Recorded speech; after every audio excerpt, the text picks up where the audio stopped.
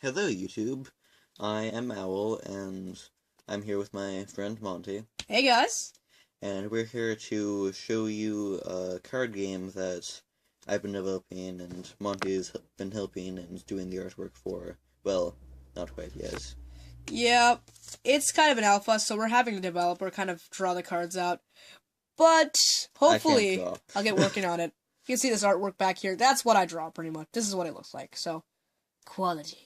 Look at that quality. Yum. Okay, back to you. Oops. Don't look at all my other artwork. It's not good enough. Okay. So,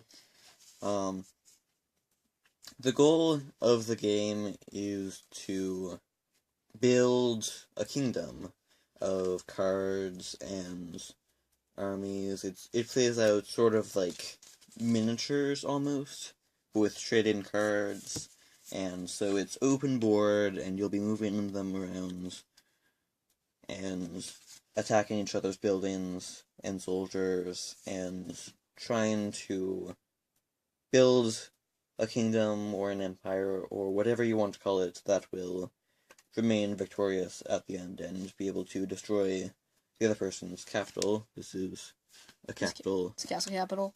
Yeah. This is like your king chess piece, pretty much. That is a perfect explanation, except it can't move. And they also have bonuses associated with them. So, I was inspired by miniatures, as well as the game Age of Empires. It's a computer game, and you'll probably notice several similarities if you play it, as well as maybe to some other games. But I hope that it stands out as a strategy, fantasy, almost. There are fantasy elements and more historical elements, and I hope that you guys like it, and like being able to watch it develop. Like we said, it's still sort of an alpha, so being able to watch it develop, we hope, is going to be something exciting for you all, and so... Yeah, that pretty much covers it. Yeah. So, yeah, so here's my hands. I'm Monty. And show yours. There's Owl. So there is a difference, as you can tell. Okay, so that clears things up. I'm just a hand, so yeah. You can clearly tell that there's so that you know who we are now. Okay, so yeah, that kind of covers it up.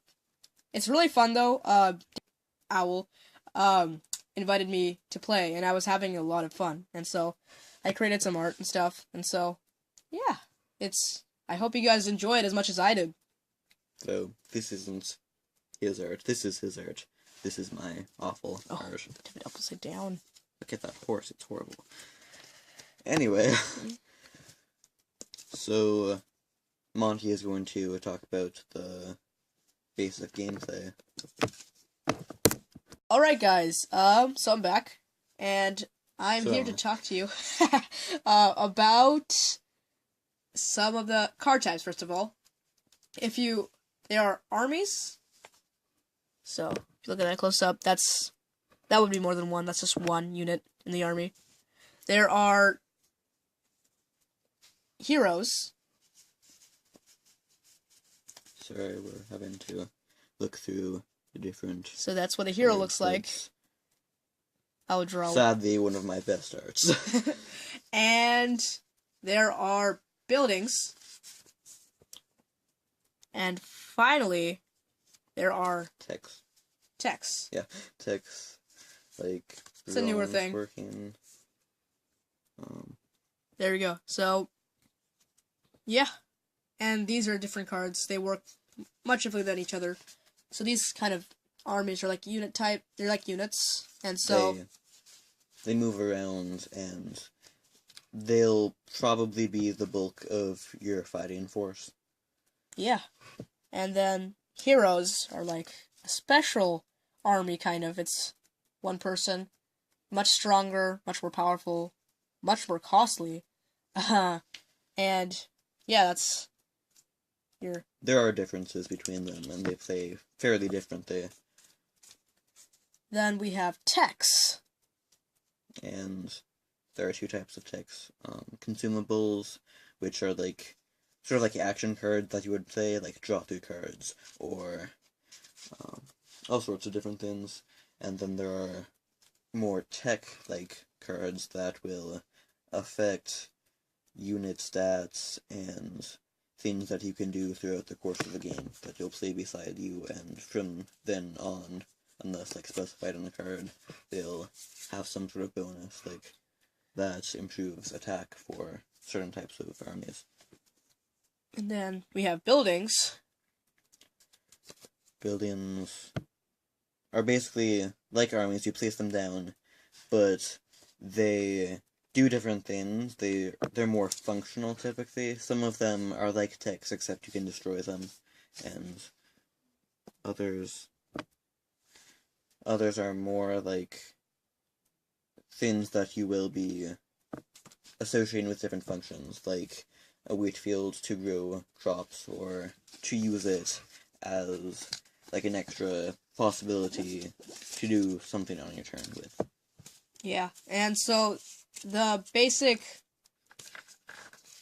idea of the game is it's kind of a cross between medieval and fantasy. Yeah. And so during the course of the game, you will collect resources. There are two kinds of resources: gold and food. Gold, you gain, it's cumulative. Both are cumulative. Gold is spent on cards that you play down for the most part, while food is needed to, for one thing, it'll probably be used for different interactions, like you can sell it for gold with some cards, but for the most part, it sort of provides a unit cap. You have to provide food for your armies each turn, so you can't just play down 15 different army cards and attack with all 15 pretty much that you found in your hand, even if you have the gold for them, because they'll starve. Yeah, so you gotta kind of feed, the food is for feeding kind of your units mostly, and the gold is for buying things, and also getting the money to draw cards. You have to have money to draw cards. Currently the price is like 3 gold, but it'll probably be changing quite a bit because of balancing issues. Like we said, still in alpha. We've tested it like twice, and need more time to fix rules up. So you'll probably see the game change quite a bit in fine mechanics, but the basics will hopefully still be the same.